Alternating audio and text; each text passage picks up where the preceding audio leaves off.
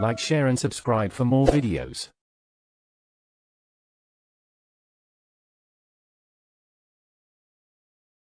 أعوذ بالله من الشيطان الرجيم.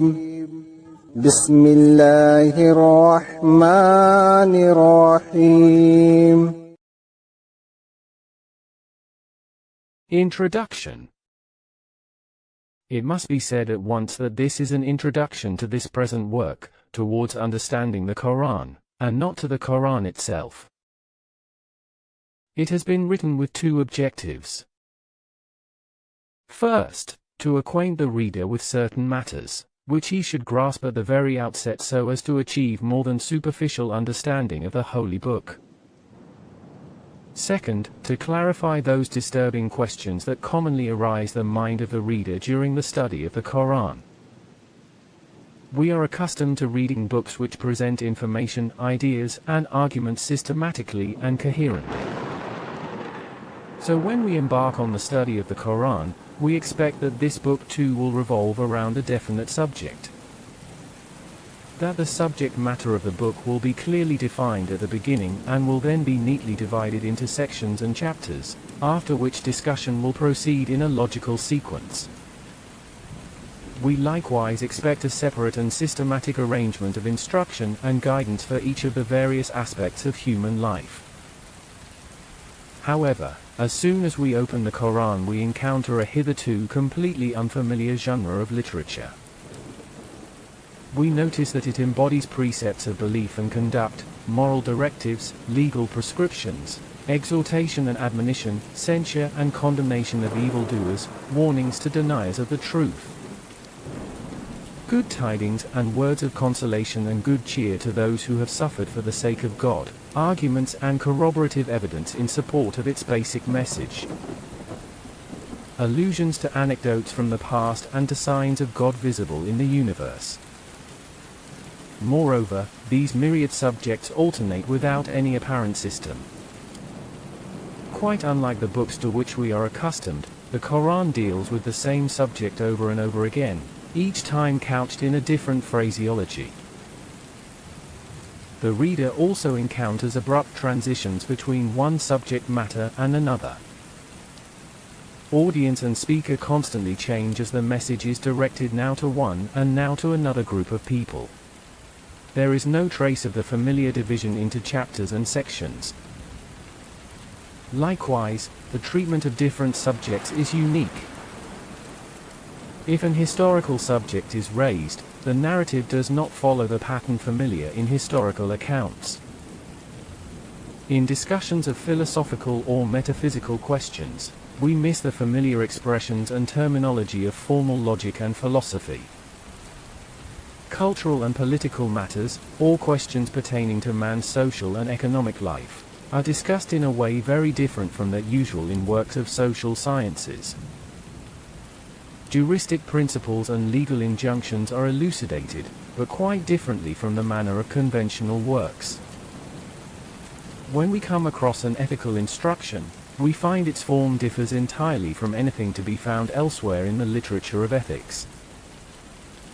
The reader may find all this so foreign to his notion of what a book should be that he may become so confused as to feel that the Quran is a piece of disorganized, incoherent and unsystematic writing, comprising nothing but a disjointed conglomeration of comments of varying lengths put together arbitrarily. Hostile critics use this as a basis for their criticism, while those more favorably inclined resort to far-fetched explanations, or else conclude that the Quran consists of unrelated pieces, thus making it amenable to all kinds of interpretation, even interpretations quite opposed to the intent of God who revealed the book. What kind of book, then, is the Quran? In what manner was it revealed? What underlies its arrangement? What is its subject? What is its true purpose? What is the central theme to which its multifarious topics are intrinsically related? What kind of reasoning and style does it adopt in elucidating its central theme? If we could obtain clear, lucid answers to these and other related questions, we might avoid some dangerous pitfalls, thus making it easier to reflect upon and to grasp the meaning and purpose of the Quranic verses. If we begin studying the Quran in the expectation of reading a book on religion, we shall find it hard. Since our notions of religion and of a book are naturally circumscribed by our range of experience, we need, therefore, to be told in advance that this book is unique in the manner of its composition, in its theme and in its contents and arrangement. We should be forewarned that the concept of a book which we have formed from our previous readings is likely to be a hindrance, rather than a help, towards a deep understanding of the Quran. We should realize that as a first step towards understanding it, we must disabuse our minds of all preconceived notions.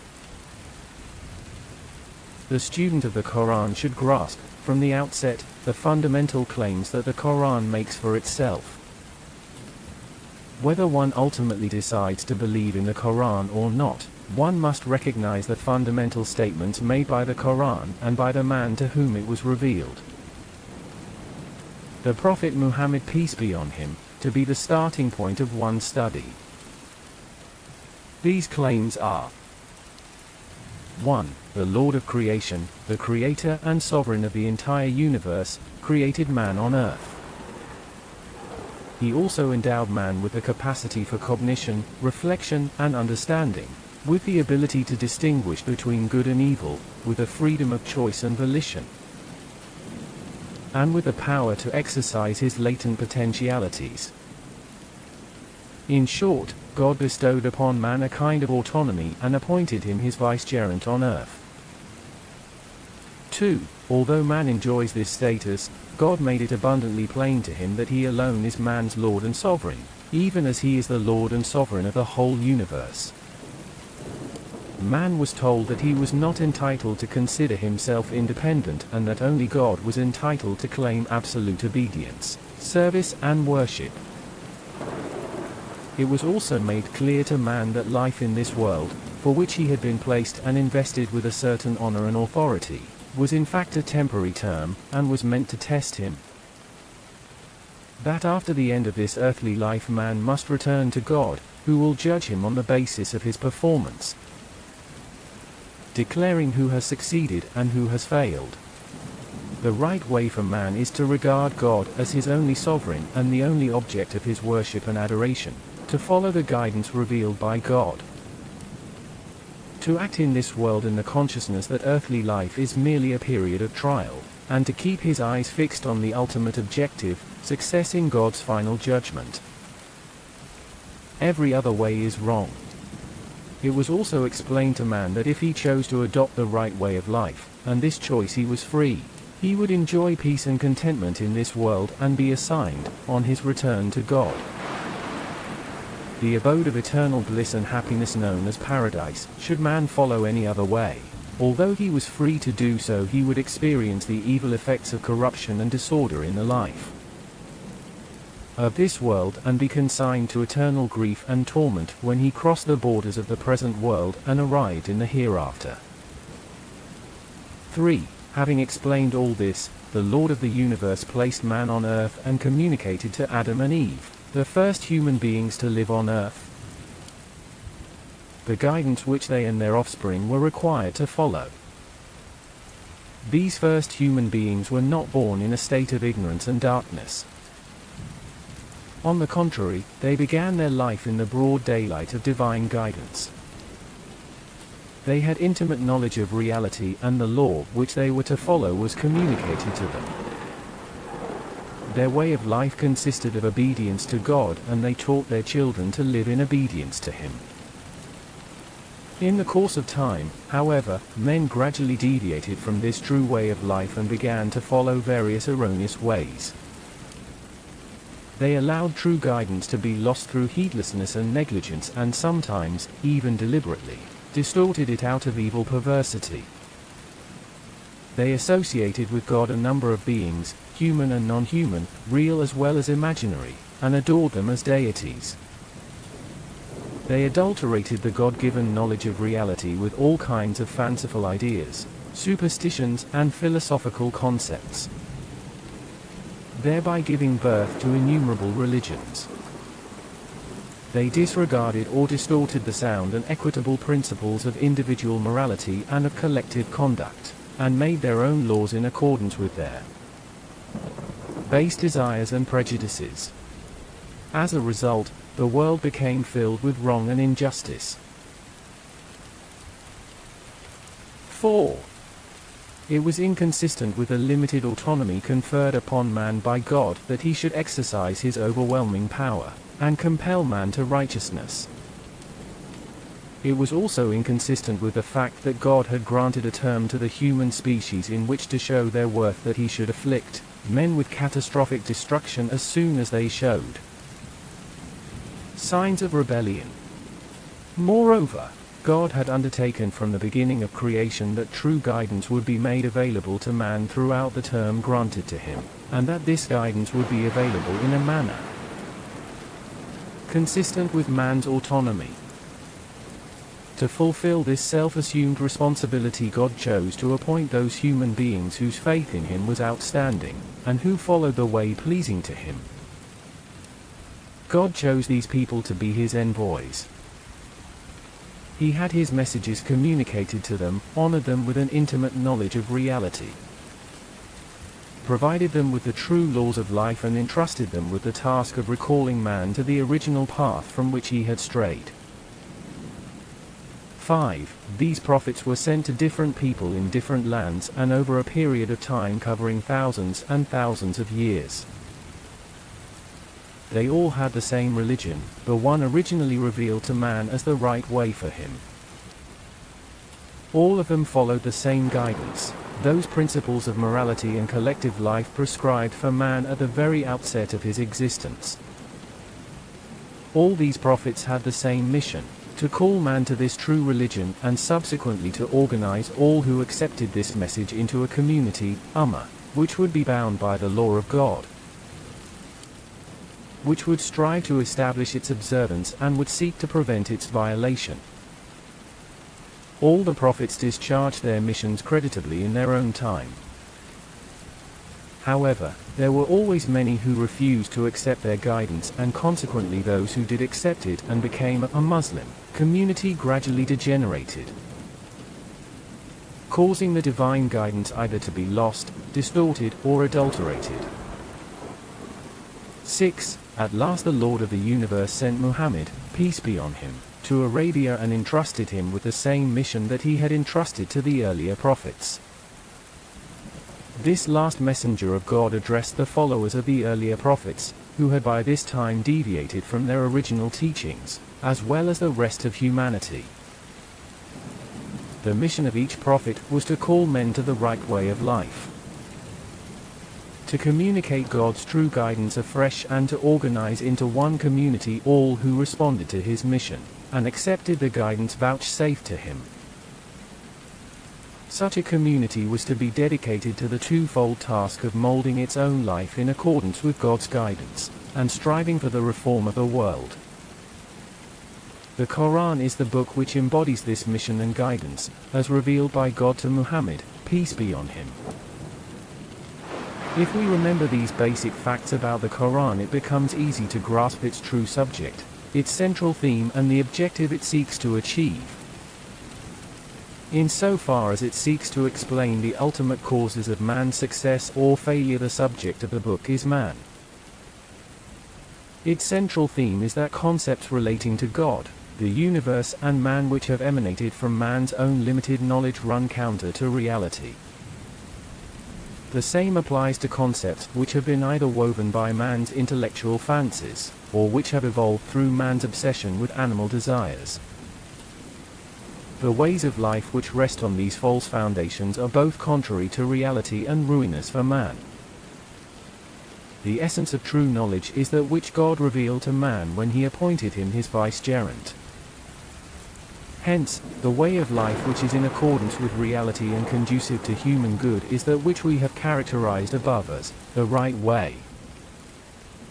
The real object of the book is to call people to this right way, and to illuminate God's true guidance, which has often been lost either through man's negligence and heedlessness or distorted by his wicked perversity. If we study the Quran with these facts in mind, it is bound to strike us that the Quran does not deviate one iota from its main subject, its central theme and its basic objective. All the various themes occurring in the Quran are related to the central theme, just as beads of different sizes and color may be strung together to form a necklace. The Quran speaks of the structure of the heavens and the earth and of man, refers to the signs of reality in the various phenomena of the universe, relates anecdotes of bygone nations, criticizes the beliefs, morals, and deeds of different peoples, elucidates supernatural truths, and discusses many other things besides. All this the Quran does, not in order to provide instruction in physics, history, philosophy, or any other particular branch of knowledge, but rather to remove the misconceptions people have about reality and to make that reality manifest to them. It emphasizes that the various ways men follow, which are not in conformity with reality, are essentially false, and full of harmful consequences for mankind. It calls on men to shun all such ways and to follow instead the way which both conforms to reality and yields best practical results. This is why the Quran mentions everything only to the extent and in the manner necessary for the purposes it seeks to serve. The Quran confines itself to essentials, thereby omitting any irrelevant details. Thus, all its contents consistently revolve around this call. Likewise, it is not possible fully to appreciate either the style of the Quran, the order underlying the arrangement of its verses, or the diversity of the subjects treated in it, without fully understanding the manner in which it was revealed. The Quran, as we have noted earlier, is not a book in the conventional sense of the term. God did not compose and entrust one piece to Muhammad, peace be on him, so that he could spread its message and call people to adopt an attitude to life consonant with its teachings. Nor is the Quran one of those books which discusses their subjects and main themes in the conventional manner. Its arrangement differs from that of ordinary books, and its style is correspondingly different. The nature of this book is that God chose a man in Mecca to serve as his messenger and asked him to preach his message, starting in his own city, Mecca, and with his own tribe, Quraysh. At this initial stage, instructions were confined to what was necessary at this particular juncture of the mission.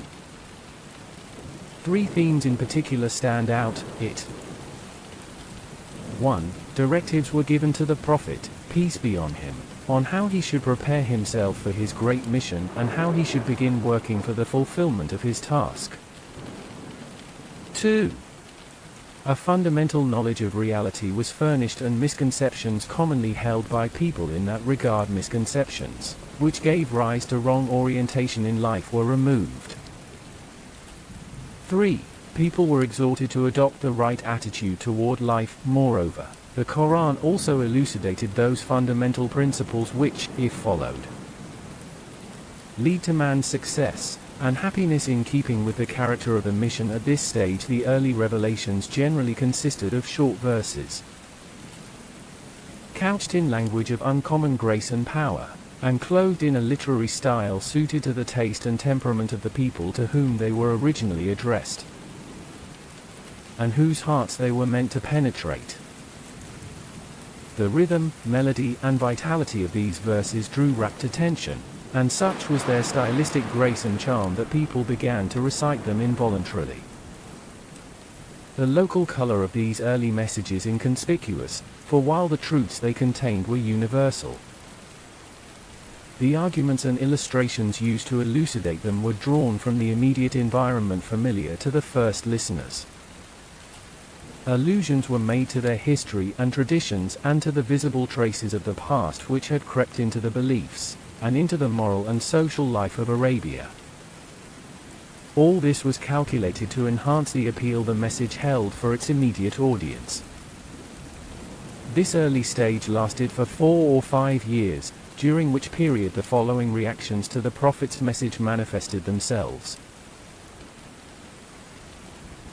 1. A few people responded to the call and agreed to join the Ummah community, committed, of its own volition, to submit to the will of God.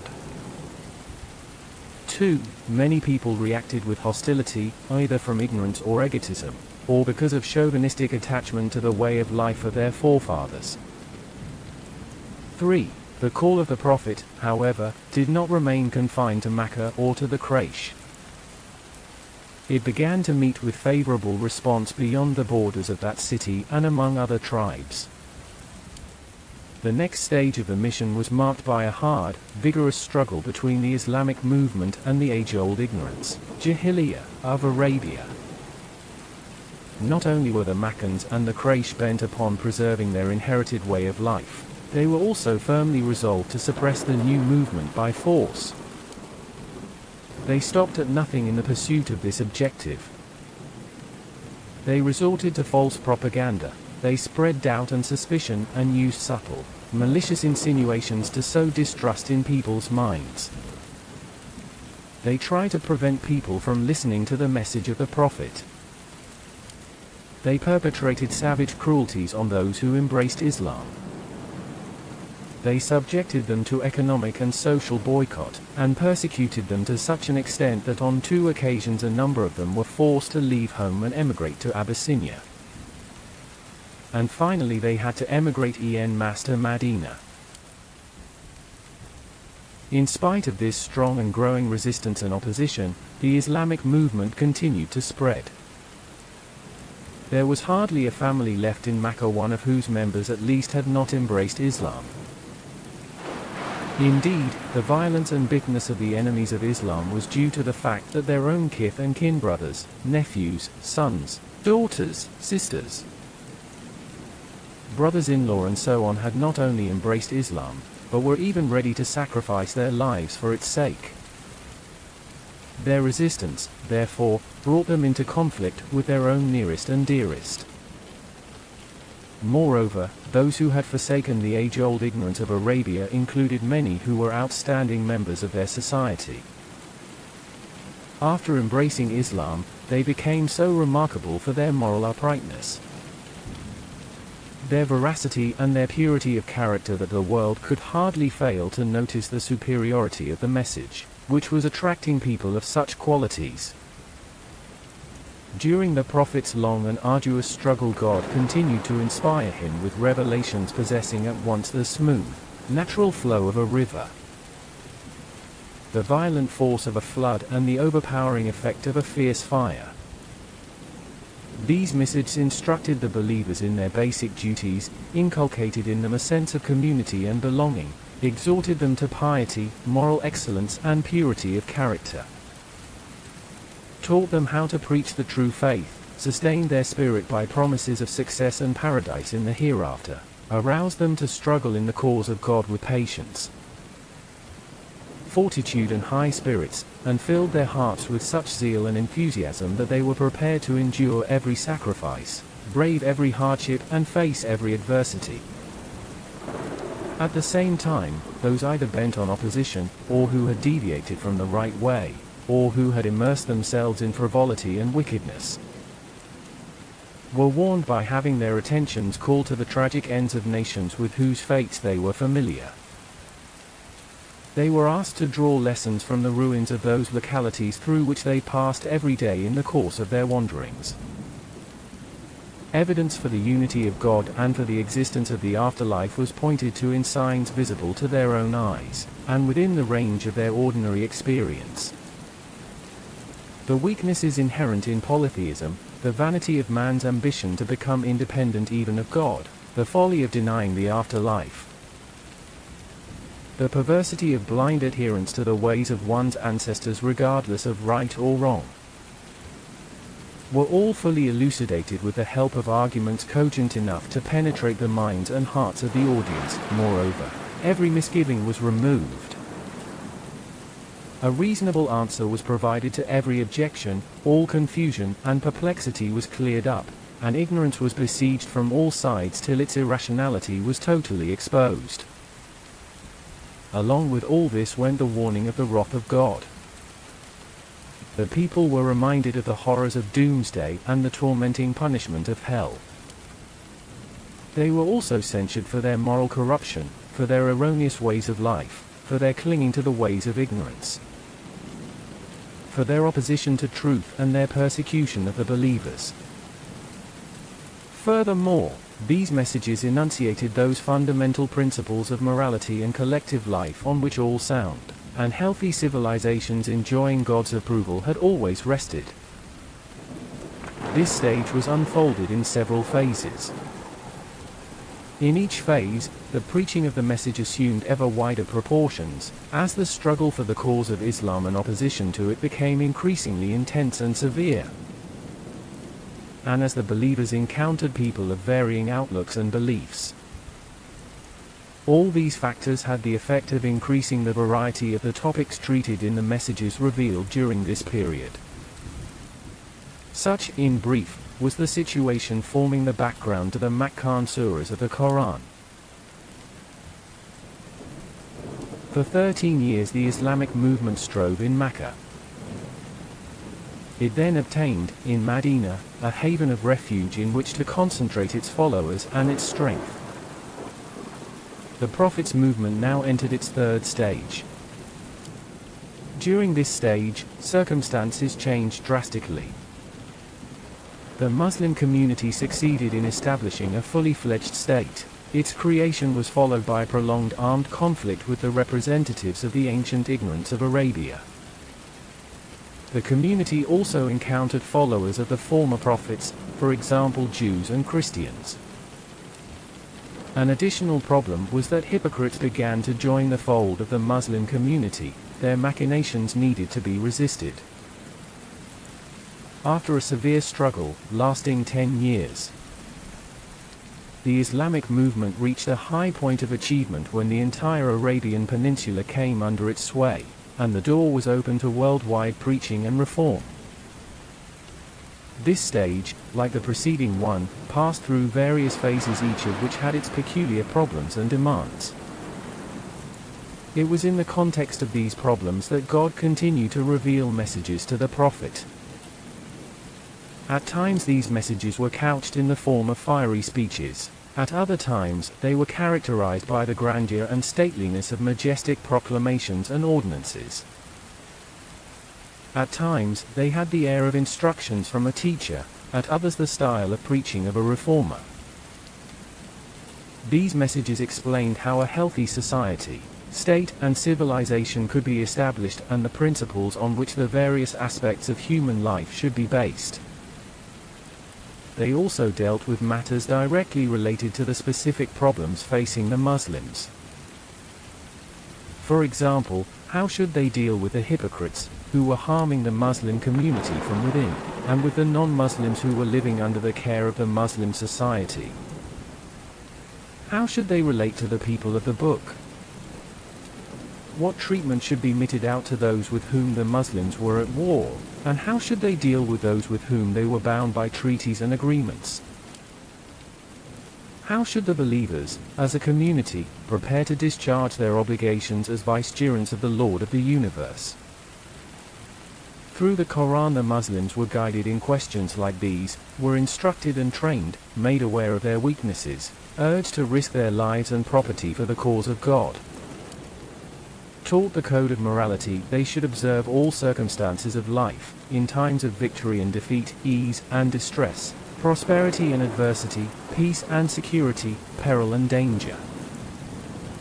In short, they were being trained to serve as the successors of the mission of the Prophet, with the task of carrying on the message of Islam and bringing about reform in human life.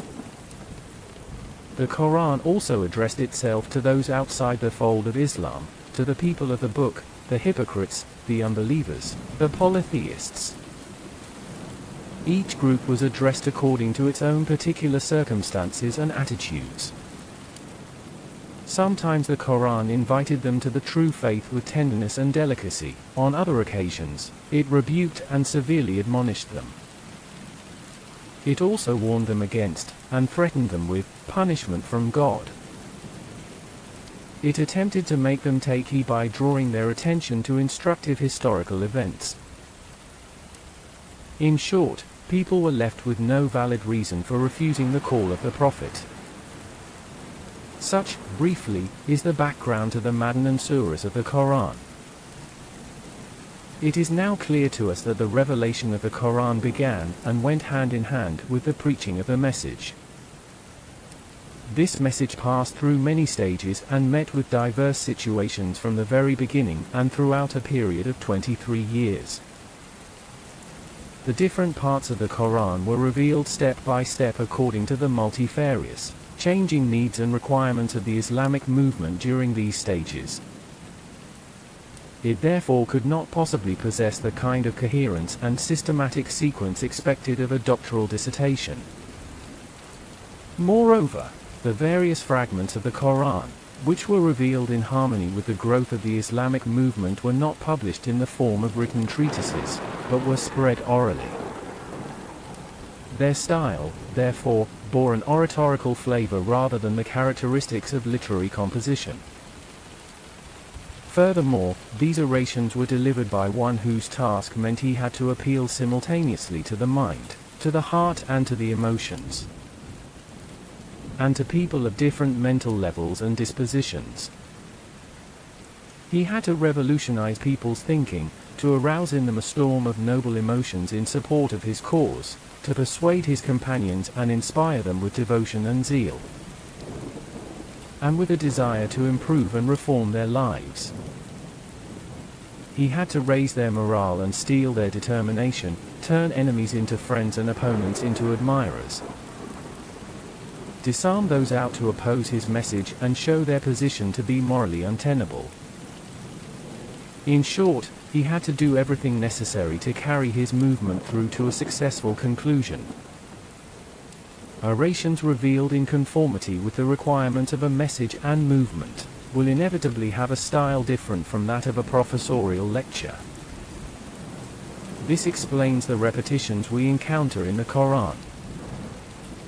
The interests of a message and a movement demand that during a particular stage emphasis should be placed only on those subjects which are appropriate at that stage, to the exclusion of matters pertaining to later stages.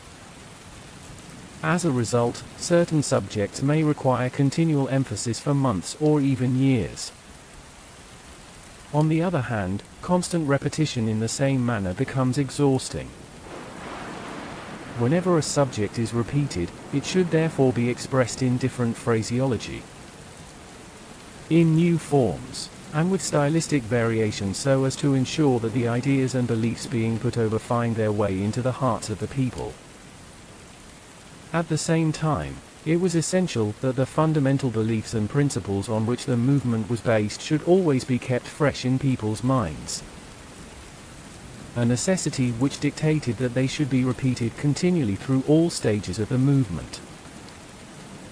For this reason, certain basic Islamic concepts about the unity of God and his attributes, about the hereafter, about man's accountability and about reward and punishment, about prophethood and belief in the revealed scriptures, about basic moral attributes such as piety, patience, trust in God and so on, recur throughout the Quran. If these ideas had lost their hold on the hearts and minds of people, the Islamic movement could not have moved forward in its true spirit. If we reflect on this, it also becomes evident why the Prophet, peace be on him, did not arrange the Quran in the sequence in which it was revealed. As we have noted, the context in which the Quran was revealed in the course of 23 years was the mission and movement of the Prophet. The revelations correspond with the various stages of this mission and movement. Now, it is evident that when the Prophet's mission was completed, the chronological sequence of the various parts of the Quran revealed in accordance with the growth of the Prophet's mission could in no way be suitable to the changed situation. What was now required was a different sequence in tune with the changed context resulting from the completion of the mission. Initially, the Prophet's message was addressed to people totally ignorant of Islam. Their instruction had to start with the most elementary things.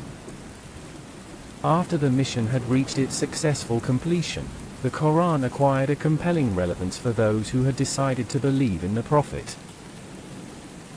By virtue of that belief, they had become a new religious community, the Muslim Ummah.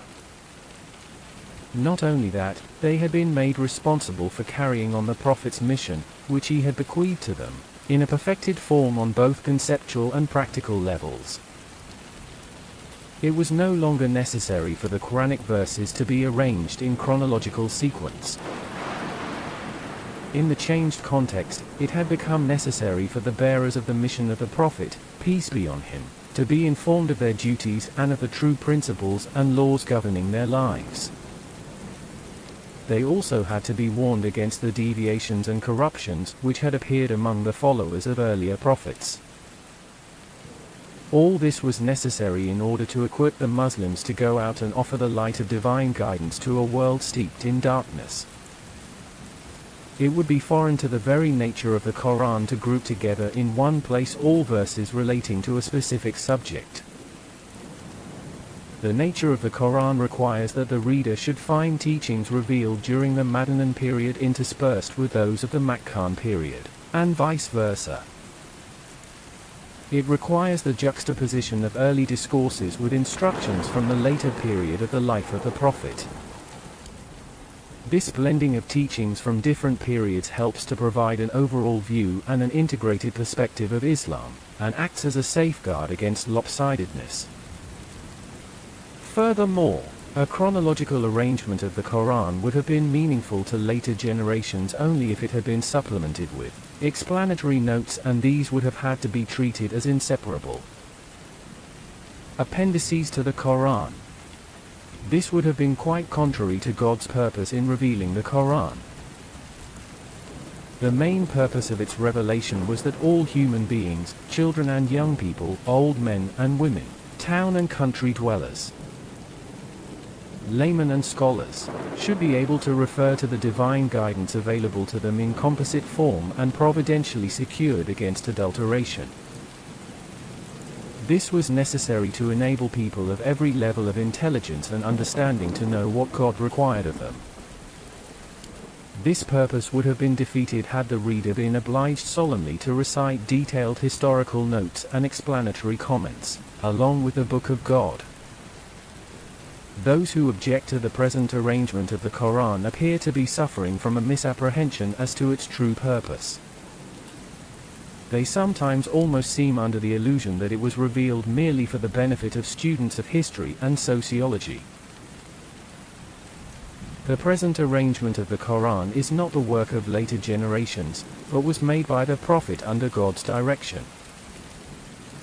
Whenever a surah was revealed, the Prophet summoned his scribes, to whom he carefully dictated its contents, and instructed them where to place it in relation to the other surahs.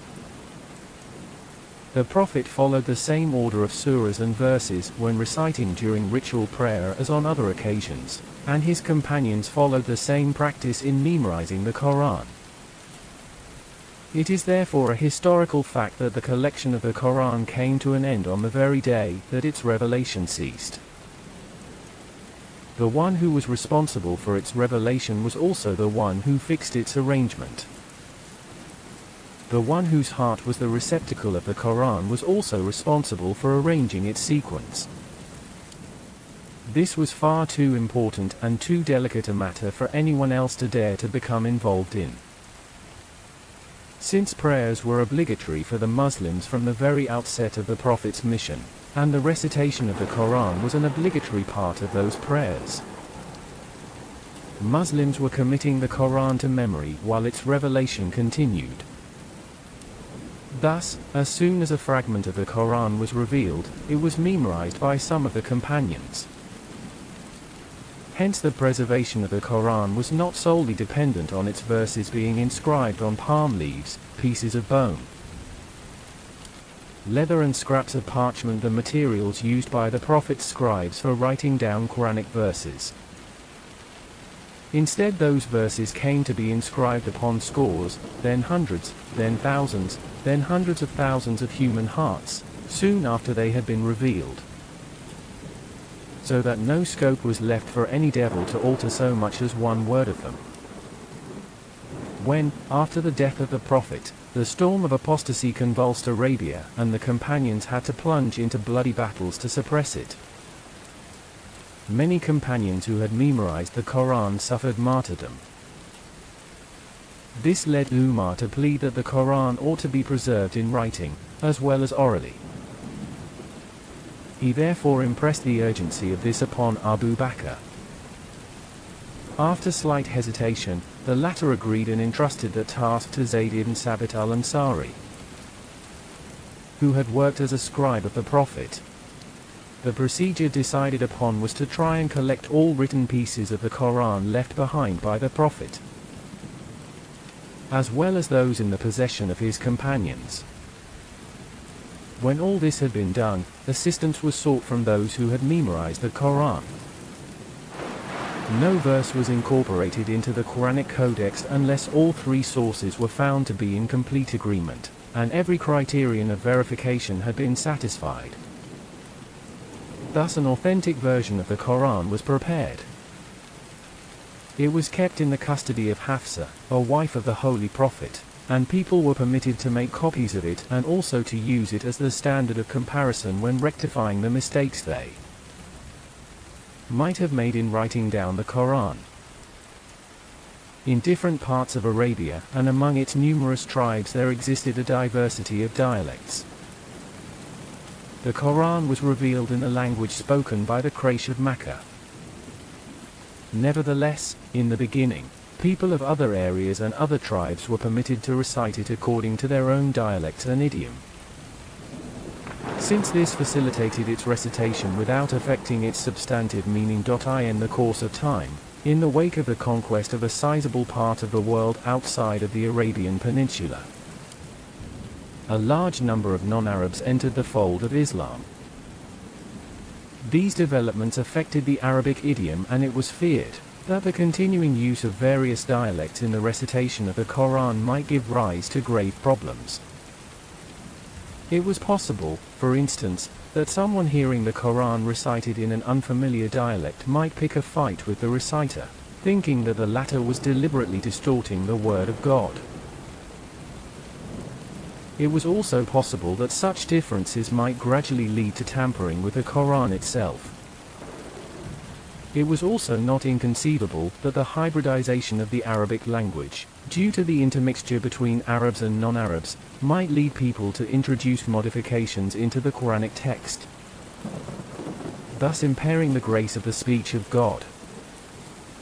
As a result of such considerations, and after consultation with the companions of the Prophet, Osman decided that copies of the standard edition of the Quran, prepared earlier on the order of Abu Bakr, should be published, and that publication of the Quranic text in any other dialect or idiom should be prescribed.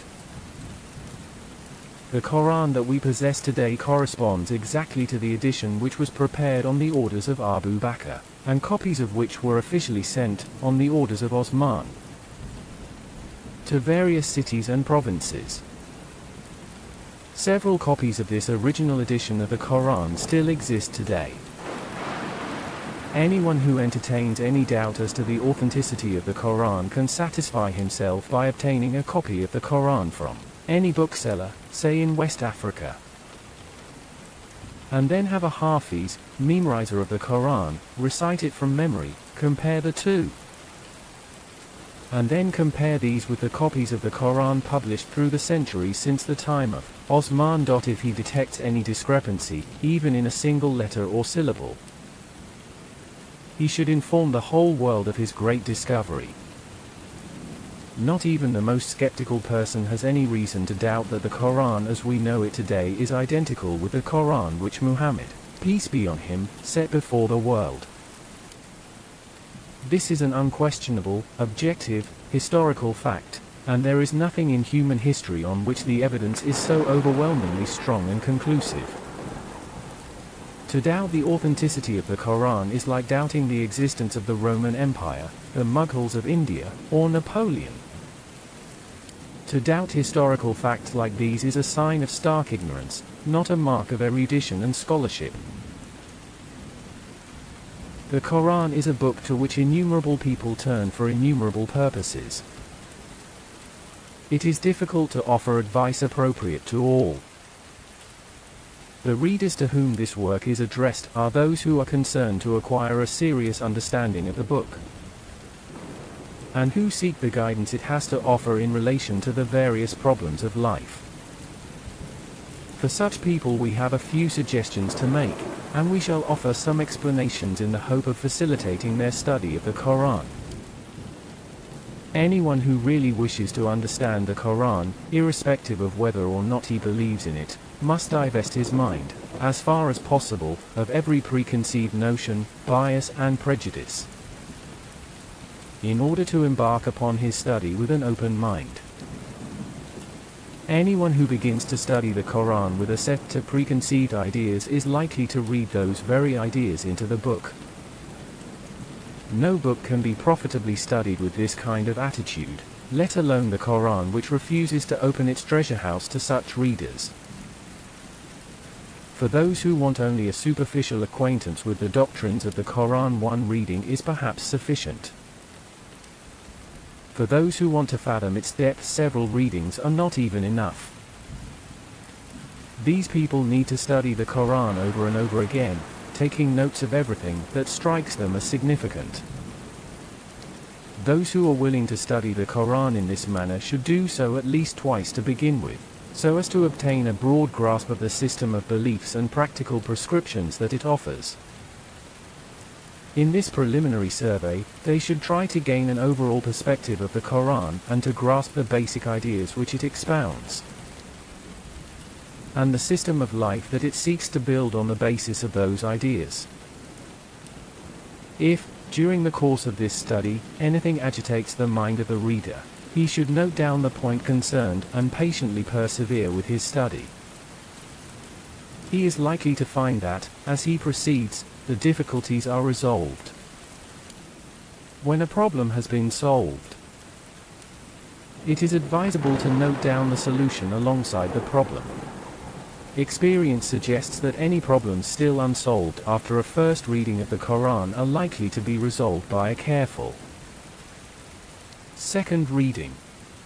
Only after acquiring a total perspective of the Quran should a more detailed study be attempted. Again, the reader is well advised to keep noting down the various aspects of the Quranic teachings. For instance, he should note the human model that the Quran extols as praiseworthy, and the model it denounces. It might be helpful to make two columns, one headed, praiseworthy qualities, the other headed, blameworthy qualities, and then to enter into the respective columns all that is found relevant in the Quran. To take another instance, the reader might proceed to investigate the Quranic point of view on what is conducive to human success and felicity, as against what leads to man's ultimate failure and perdition. An efficient way to carry out this investigation would be to note under separate headings, such as conducive to success and conducive to failure, any relevant material encountered. In the same way, the reader should take down notes about Quranic teachings on questions of belief and morals, man's rights and obligations, family life and collective behavior, economic and political life, law and social organization, war and peace, and so on. Then he should use these various teachings to try to develop an image of the Quranic teachings vis-a-vis each particular aspect of human life. This should be followed by an attempt at integrating these images so that he comes to grasp the total scheme of life envisaged by the Quran. Moreover, anyone wishing to study in depth the Quranic viewpoint on any particular problem of life should, first of all, study all the significant strands of human thought concerning that problem. Ancient and modern works on the subject should be studied. Unresolved problems where human thinking seems to have got stuck should be noted. The Quran should then be studied with these unresolved problems in mind, with a view to finding out what solutions the Quran has to offer. Personal experience again suggests that anyone who studies the Quran in this manner will find his problem solved with the help of verses, which he may have read scores of times without it ever crossing his mind that they could have any relevance to the problems at hand. It should be remembered, nevertheless, that full appreciation of the spirit of the Quran demands practical involvement with the struggle to fulfill its mission. The Quran is neither a book of abstract theories and cold doctrines which the reader can grasp while seated in a cozy armchair, nor is it merely a religious book like other religious books, the secrets of which can be grasped in seminaries and oratories.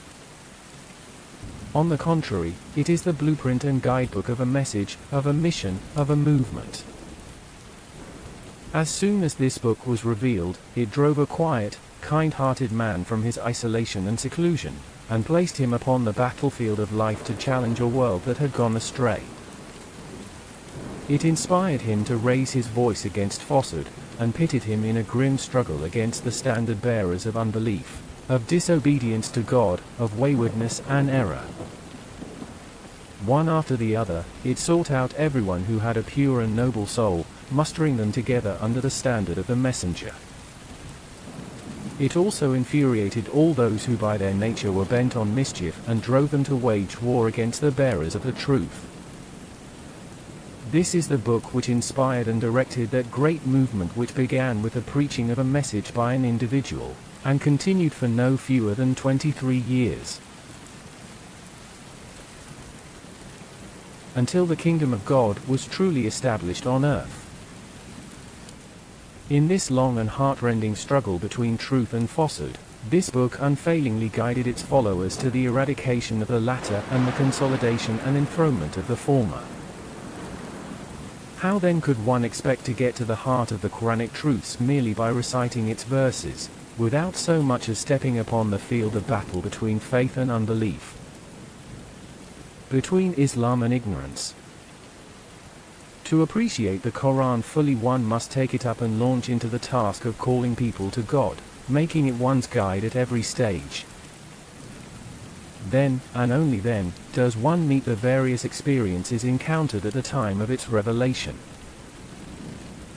One experiences the initial rejection of the message of Islam by the city of Mecca, the persistent hostility leading to the quest for a haven of refuge in Abyssinia, and the attempt to win a favorable response from Taif which led, instead, to cruel persecution of the bearer of the Quranic message.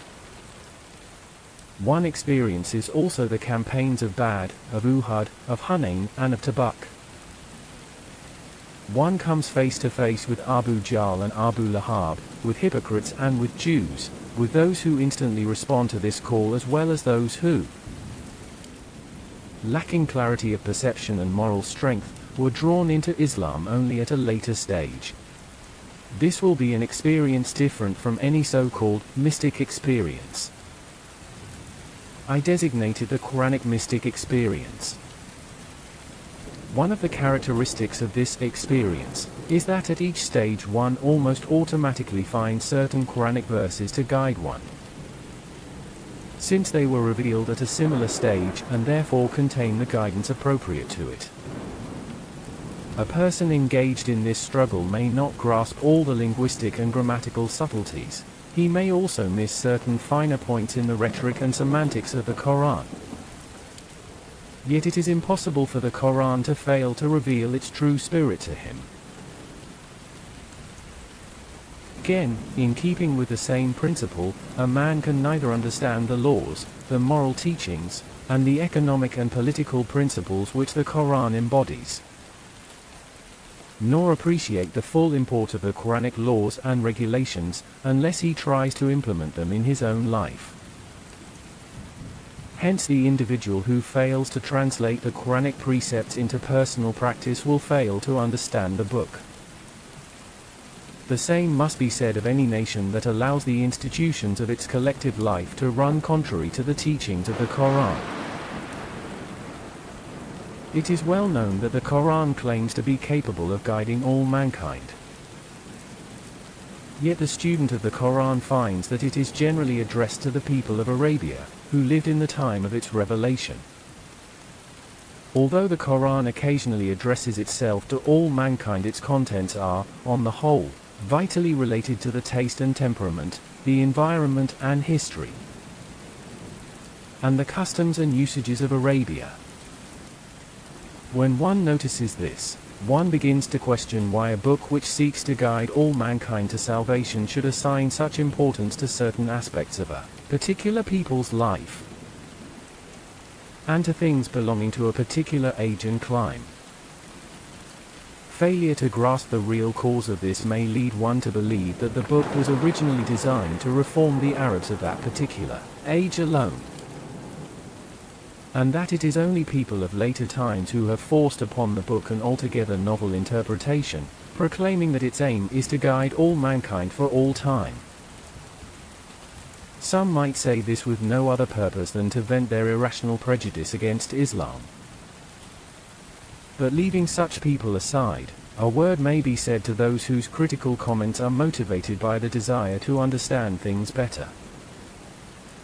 The latter would do well to study the Quran carefully, noting down any place where they find that it has propounded either some doctrine or concept, or laid down some rule for practical conduct, relevant for the Arabs alone and exclusively conditioned by the peculiarities of a certain place or time. If, while addressing the people a particular area at a particular period of time, attempting to refute their polytheistic beliefs and adducing arguments in support of its own doctrine of the unity of God, the Quran draws upon facts with which those people were familiar, this does not warrant the conclusion that its message is relevant only for that particular people or for that particular period of time. What ought to be considered is whether or not the Quranic statements in refutation of the polytheistic beliefs of the Arabs of those days apply as well to other forms of polytheism in other parts of the world. Can the arguments advanced by the Quran in that connection be used to rectify the beliefs of other polytheists? Is the Quranic line of argument for establishing the unity of God, with minor adaptations, valid and persuasive for every age? If the answers are positive, there is no reason why a universal teaching should be dubbed exclusive to a particular people and age merely because it happened to be addressed originally to that people and at that particular period of time. No philosophy, ideology or doctrine consists of mere abstractions and is totally unrelated to the circumstances in which it developed. Even if such an absolute abstraction were possible, it would remain confined to the scraps of paper on which it was written, and would fail totally to have any impact on human life. Moreover, if one wishes to spread any intellectual, moral and cultural movement on an international scale, it is by no means essential, in fact it is not even useful, for it to start on a global scale. If one wishes to propagate certain ideas, concepts and principles as the right basis for human life, one should begin by propagating them vigorously in the country where the message originates, and to the people whose language, temperament, customs and habits are familiar to its proponents. It will thus be possible to transform the lives of the people into a practical model of the message. Only then will it be able to attract the attention of other nations, and intelligent people living elsewhere will also try to understand it and to spread it in their own lands. Indeed, what marks out a time-bound from an eternal, and particularistic national doctrine from a universal one, is the fact that the former either seeks to exalt a people or claims special privileges for it, or else comprises ideas and principles so vitally related to that people's life and eruditions as to tender it totally inapplicable to the conditions of other peoples. A universal doctrine, on the other hand, is willing to accord equal rights and status to all, and its principles have an international character in that they are equally applicable to other nations. Likewise, the validity of those doctrines which seek to come to grips merely with questions of a transient and superficial nature is time-bound. If one studies the Quran with these considerations in mind, can one really conclude that it has only a particularistic national character, and that its validity is therefore time-bound? Those who embark upon a study of the Quran often proceed with the assumption that this book is, as it is commonly believed to be, a detailed code of guidance. However, when they actually read it, they fail to find detailed regulations regarding social, political, and economic matters. In fact, they notice that the Quran has not laid down detailed regulations even in respect of such often repeated subjects as prayers and zakah, purifying alms. The reader finds this somewhat disconcerting and wonders in what sense the Quran can be considered a code of guidance. The uneasiness some people feel about this arises because they forget that God did not merely reveal a book, but that he also designated a prophet. Suppose some layman were to be provided with the bare outlines of a construction plan on the understanding that they would carry out the construction as they wished.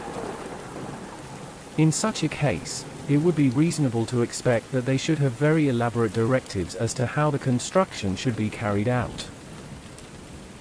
Suppose, however, that along with the broad outline of the plan of construction, they were also provided with a competent engineer to supervise the task. In that case, it would be quite unjustifiable to disregard the work of the engineer, on the expectation that detailed directives would form an integral part of the construction plan, and then to complain of imperfection in the plan itself. This analogy should elucidate the position of the Prophet vis-à-vis the Quran, for he clarified and elaborated the Quran, supplementing its broad general principles by giving them precise and detailed forms, and incorporating them into practical life, his own as well as that of his followers. The Quran, to put it succinctly, is a book of broad general principles rather than of legal minutiae.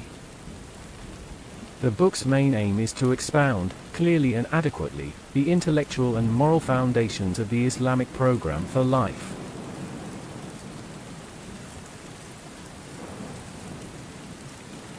It seeks to consolidate these by appealing both to man's mind and to his heart. Its method of guidance for practical Islamic life does not consist of laying down minutely detailed laws and regulations. It prefers to outline the basic framework for each aspect of human activity, and to lay down certain guidelines within which man can order his life in keeping with the will of God. The mission of the Prophet was to give practical shape to the Islamic vision of the good life, by offering the world a model of an individual character and of a human state and society, as living embodiments of the principles of the Quran. The Quran is strong in its condemnation of those who indulge in schismatic squabbling after the Book of Allah has been revealed, so causing a weakening of faith.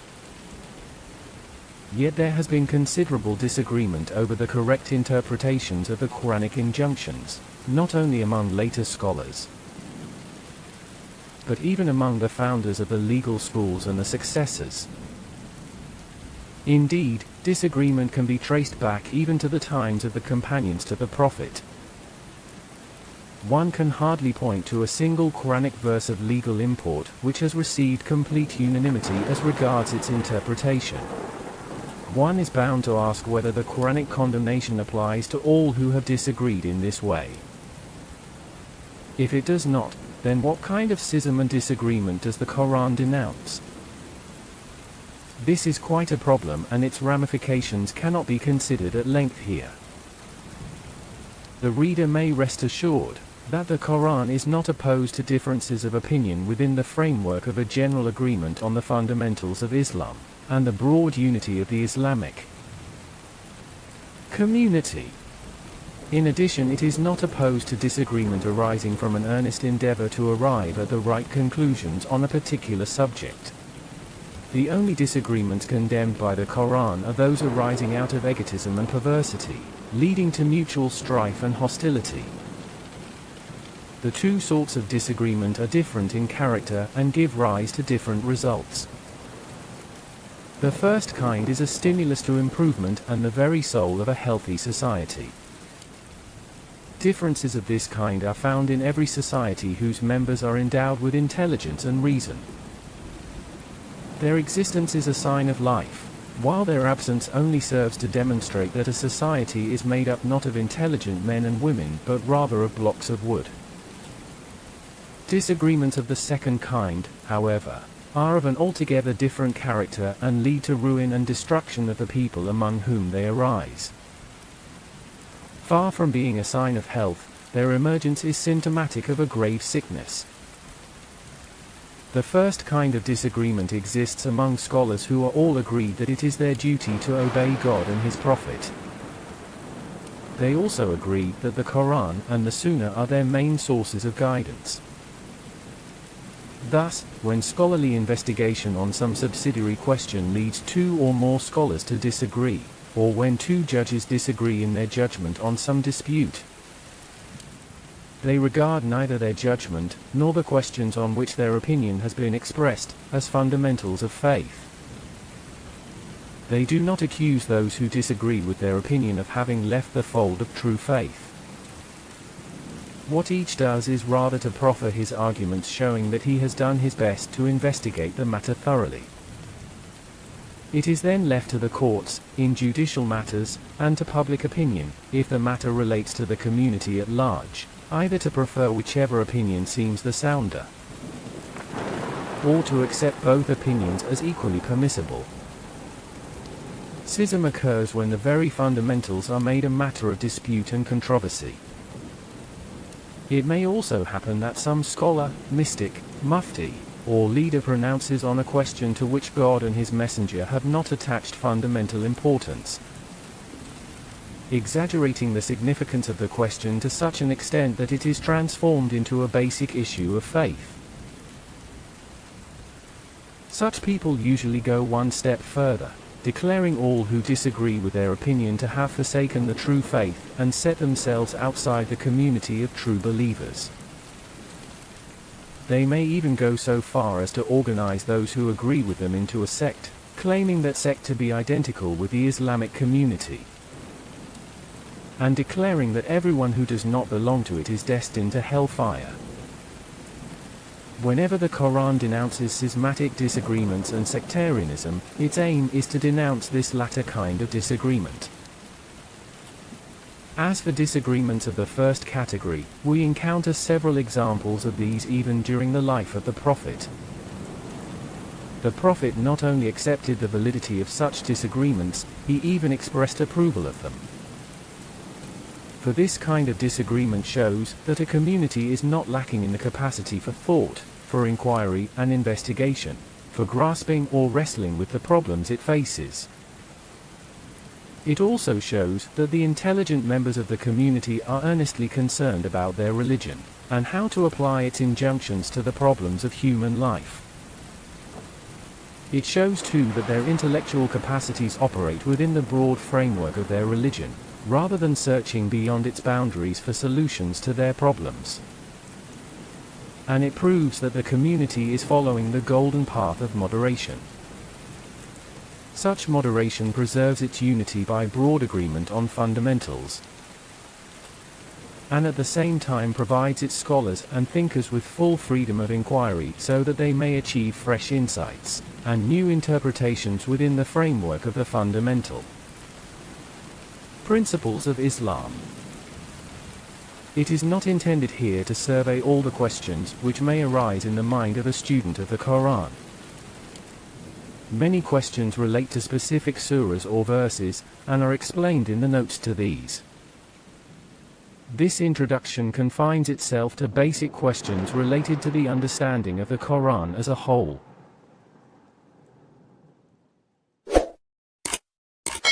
Like, share and subscribe for more videos.